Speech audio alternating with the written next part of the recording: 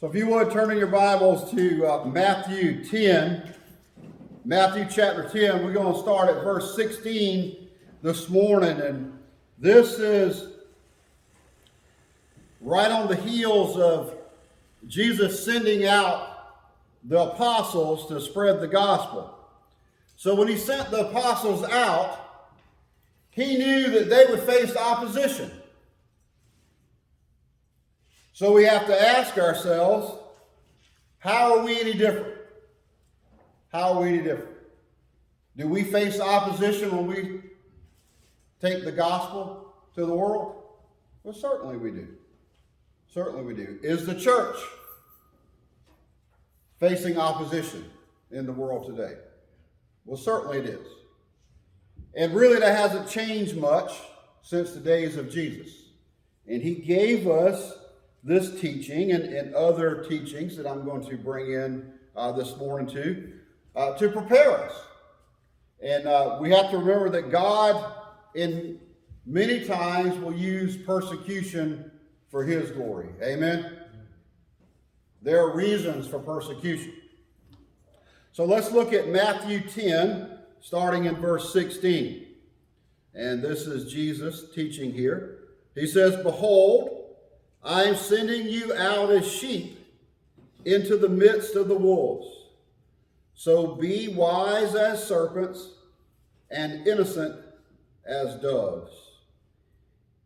Beware of men, for they will deliver you over to the courts and flog you in their synagogues, and you will be dragged before governors and kings for my sake to bear witness before them and the Gentiles. When they deliver you over, do not be anxious how you are to speak or what you are to say, for what you are to say will be given to you in that hour. For it is not you who speak, but the Spirit of your Father speaking through you. Brother will deliver brother over to death, and the father his child, and the children will rise against the parents and have them put to death. And you will be hated by all for my name's sake. But the one who endures to the end will be saved. When they persecute you in one town, flee to the next. For truly I say to you, you will not have gone through all the towns of Israel before the Son of Man comes." Let us pray over that scripture. Dear Heavenly Father, dear Lord, be with us this morning. Dear Lord, bless us with understanding. Bless us and help us to take this scripture, dear Lord. Take it and learn it and use it. Dear Lord, and prepare us. Dear Lord, prepare us for what persecution is in the world now and what persecution might be coming. Dear Lord, as the world appears to be becoming more and more dark and evil by the day. Dear Lord, help us to be strong, to be steadfast, and to be unwavering in our devotion to you. In Christ's name we pray. Amen. So, 16, "Behold, I am sending you out as sheep in the midst of the wolves." Does that seem a little odd? I mean, honestly, does that seem a little odd that Jesus would say that? Because who is he? He's the great shepherd, amen? He's a great shepherd. He's saying, I'm sending my sheep out into the midst of the wolves. Does a shepherd protect his sheep from the wolves? Well, that's what we have to understand there. That even though Jesus would send his disciples out and send us out to the world in the midst of the wolves, that we still have his protection. Amen? Now, we should not take that the wrong way. We should not say that we are bulletproof when we go out into the world. Amen? That no harm could ever come to us. How can we know that that is untrue? Well, we can look at the original disciples. Amen? Remember, well, one of them betrayed Jesus and took his own life, but not counting him, that leaves 11. 10 of those were what? 10 of those were persecuted and killed. Only John the Beloved, or John the Apostle, lived out his natural life. The rest of them were ultimately persecuted and killed. They were sacrificed. Some in the very same way that Christ was killed, upon a Roman cross. He sent them out in the midst of the wolves. Now, people will say, what kind of God would do something like that? Well, a God that has spiritually blessed us, that if we are his children, if we are saved, if we have accepted the free gift of God's grace, if we have accepted that work of Christ on the cross, then it doesn't matter what happens to us. Amen? It doesn't matter. What does the Bible say? Don't worry about the one that can harm this physical body. Worry about the one that can harm the soul. Amen? That we're here temporarily in this physical body. And the wolves might attack. Paul knew that the wolves were coming. Over in Acts 20, you don't have to turn there, but I'll read it in Acts 20. Paul was in our Southern English, we would say he was fixing to leave Ephesus, right? He was preparing to leave Ephesus, and he said this. He said, pay careful attention to yourselves and to all the flock in which the Holy Spirit has made you overseers, to take care for the church of God, which he obtained with his own blood. I know that after my departure, fierce wolves will come in among you, not sparing the flock. And from among your own selves will arise men speaking twisted things to draw away the disciples after them. What's Paul saying? Paul saying that the church in Ephesus faces the same thing that we're facing now, right? The same thing. That there are going to be false prophets that would arise, false teachers that would arise, that would twist things, that would try to lead people astray. Because what do wolves try to do? What do wolves or coyotes try to do?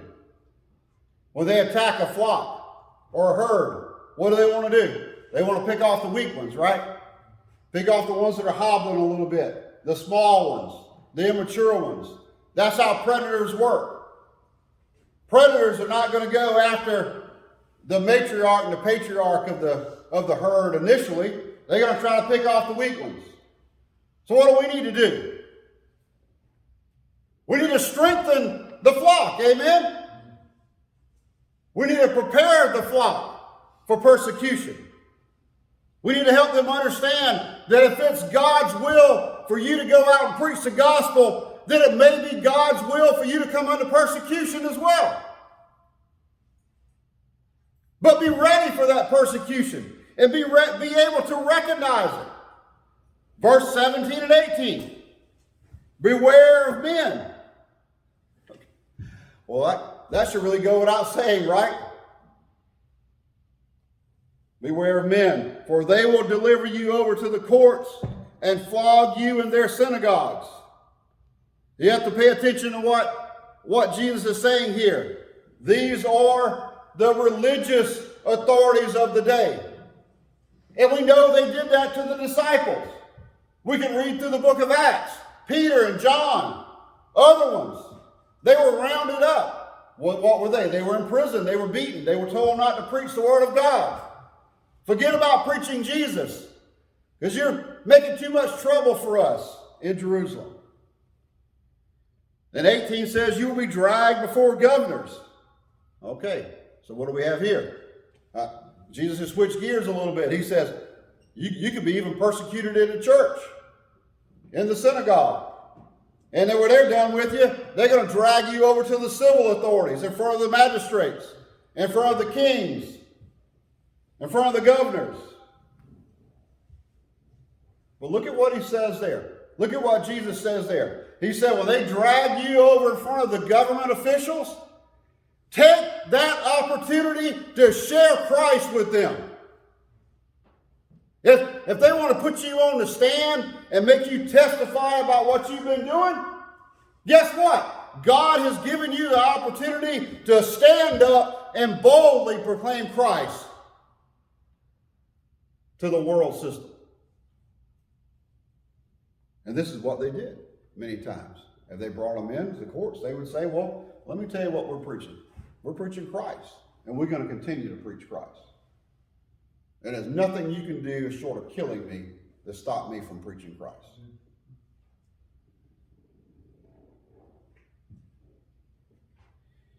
We should pray that we would be as bold as these original disciples, as these original apostles. And this word, we look at the word here in verse 17. It says, deliver you up, or deliver you over, depending on which translation you have here. Now this is actually a legal, technical phrase that Jesus is using here, that it means that you would hand over a prisoner for punishment. This is what this means. So this is a technical word. He's saying that it's just like you've been convicted and they're going to hand you over to the authorities for your punishment. Now Jesus saw this very same thing at the end of his ministry. Remember, he went through the 6 trials, 3 before the religious officials and 3 before the government officials. Same exact thing. Same thing. And they did what to him? They treated him like a prisoner. And they handed him over to the government, to the Roman authorities, to beat him and to kill him. To beat him and kill him.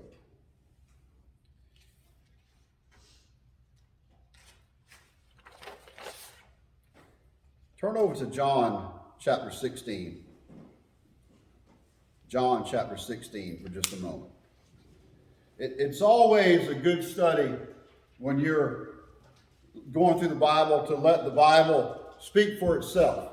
To let Christ speak about these issues. And we're studying his words in Matthew, and we're going to look at his words again here in John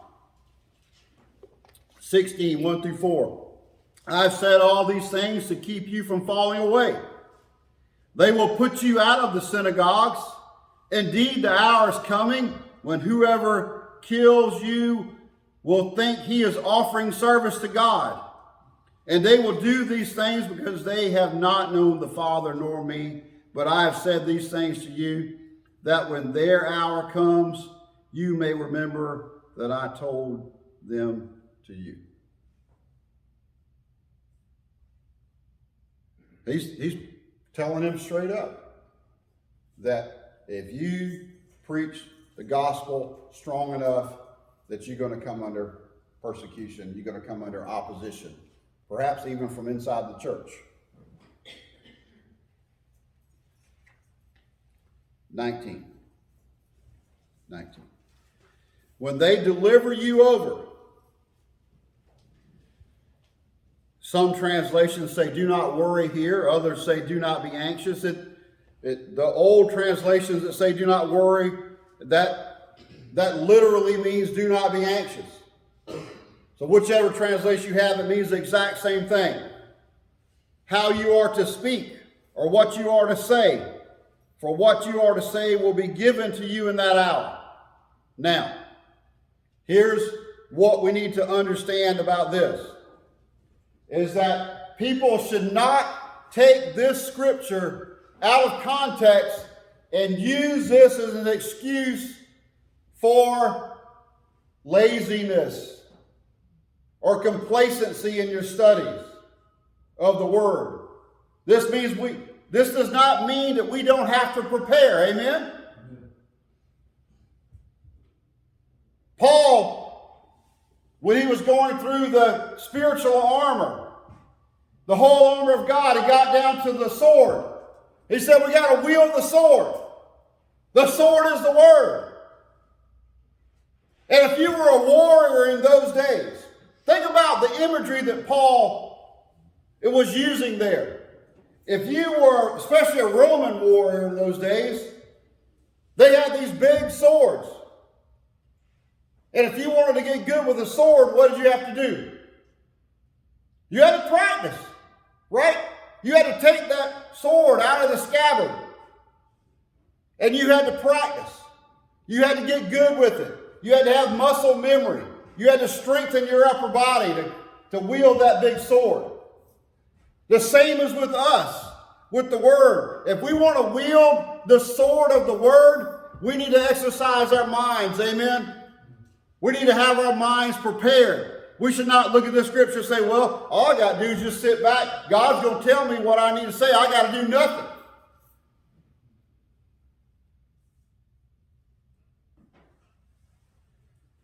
I don't think that if you have never opened the Bible and never attempted to study, that you're going to be very productive when this happens. Now, is this, you don't have to raise your hands, but has this ever happened to you? Something comes up in conversation, all of a sudden this verse comes back to your memory, right? And this study, this context, this parable, whatever it is, comes back to your memory. And you know right then that that's the Holy Spirit saying, this is what God has chosen for me to say in this particular moment. That this is the message that he wants me to give to my audience right now. Well, how did you have that memory? You had to put it in there to start with, right? You had to at some point at least read that and studied that a little bit, that God would recall that to your memory. I've never been one that's been great, would remember the exact chapter and the exact verse. That's why I got all these notes when I stand up here. But God will give you, when you study it and when you commit to learning it, God is going to give the appropriate scripture, the appropriate teaching to you at the appropriate time. Amen. Do we believe that? Don't use this as an excuse. Don't use this as an excuse. But it's also the overarching message is there is don't fret about it. Put in the work up front. You don't have to be saying, well, if this comes up, what scripture am I going to say? If this comes up, what scripture am I going to say? That's God's work right there. That's where the Holy Spirit is going to say, he's already prepared you. When that situation arises, he's going to put those words in your mouth and you're going to say it. And that's what God wants you to say. That's what verse 19 is talking about. Be prepared. Be prepared. If you want to get good at anything, you have to practice at it. You have to work at it a little bit.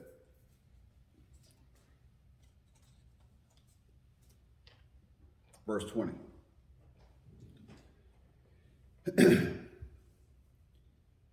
For it is not you who speak, but the Spirit of your Father speaking through you.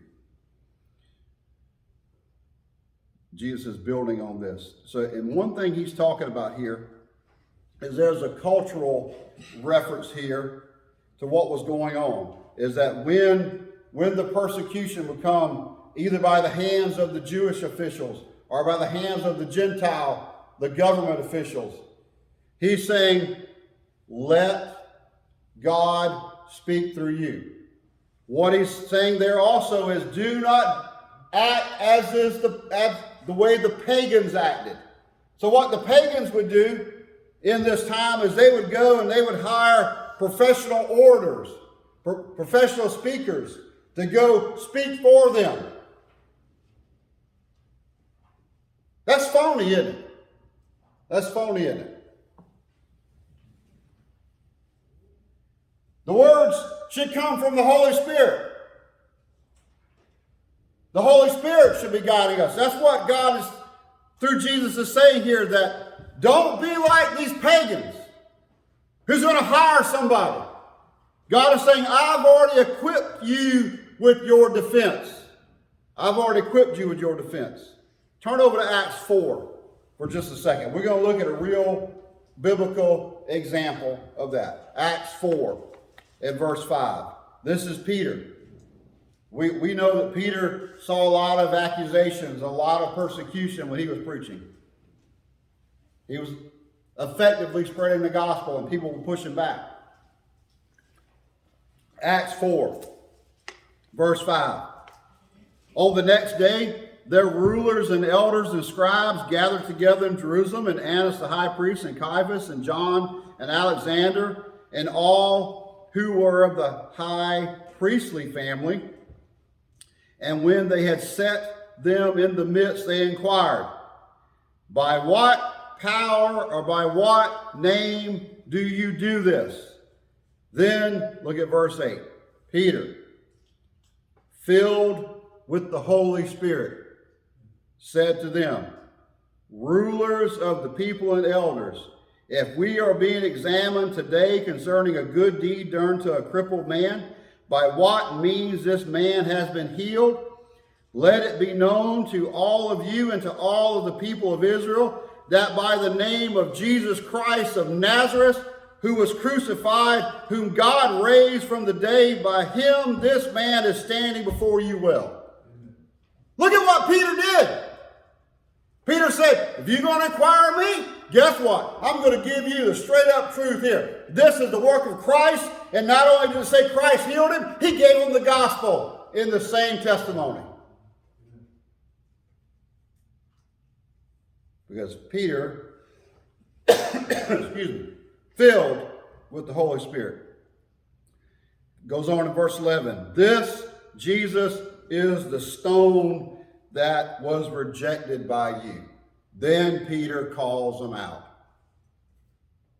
Calls them out. Rejected by you, the builders, which has become the cornerstone. And finally, verse 12. One of the most important verses that you'll read in the book of Acts.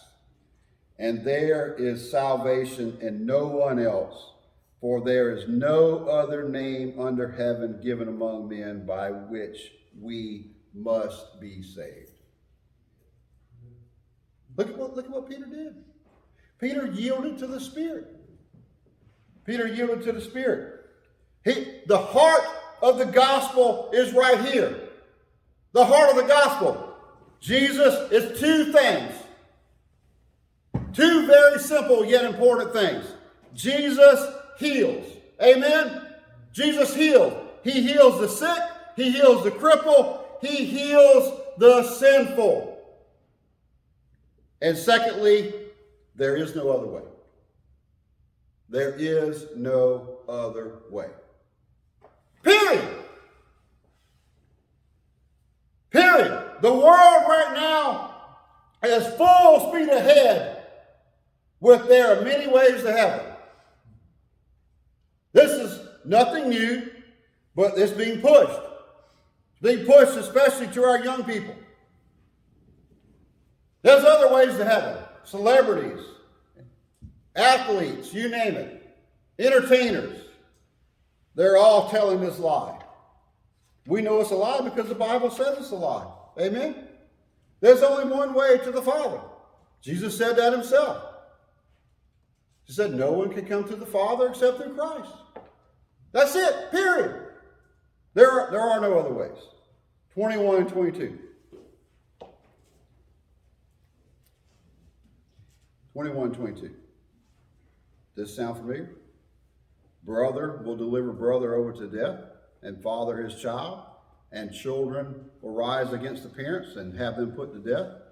And you will be hated by all for my name's sake, but the one who endures to the end will be saved. There's prophecy there. Prophecy. Turn over to Matthew 24. Turn to Matthew 24, starting in verse 9. 20, Matthew 24, verse 9. Matthew 24 and 25 are prophetic chapters. Christ says, then they will deliver you up to tribulation and put you to death. You will be hated by all nations for my name's sake. This is the end times prophecy here. That the Christians in the Christian church is going to be hated in the end times. Can we see that building?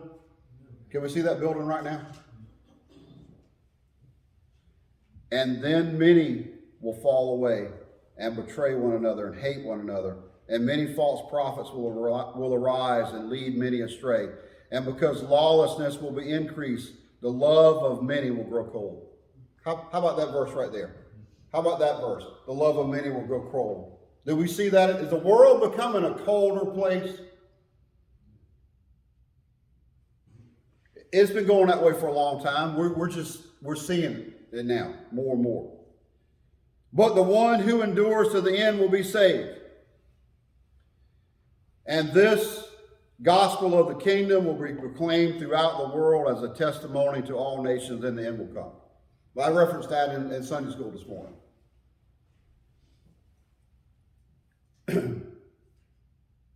And I asked that question, do you think we're close to the gospel being preached to all nations?